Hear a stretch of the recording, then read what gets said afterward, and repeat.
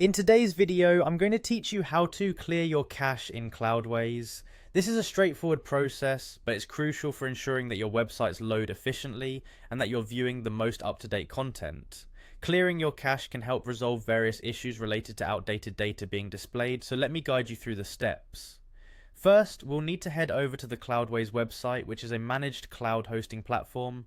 Simply open your preferred web browser and navigate to Cloudways homepage. Once you're there, the next step is to log into your account. Locate the login button, which is typically found in the upper right corner of the page, and click on it.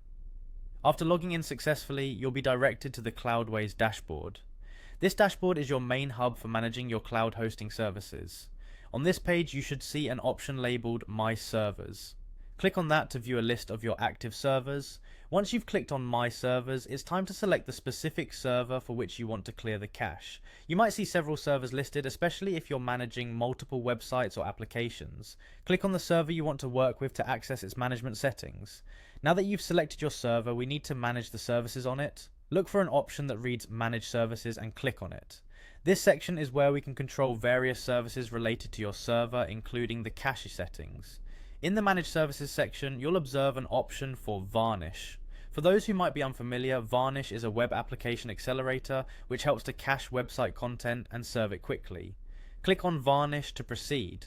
The final step in clearing the cache is a simple one. Once you're in the Varnish section, look for the Purge button. Clicking Purge will clear the cache for this server, effectively removing any outdated or temporary data. This action ensures that the next time someone visits your site, they're seeing the most current version. And there you have it. You've now learned how to effectively clear the cache in Cloudways. Remember, clearing the cache can be a great way to troubleshoot and optimize performance, so it's a handy tool to keep in your arsenal. If you have any questions or need further assistance, feel free to reach out in the comments section.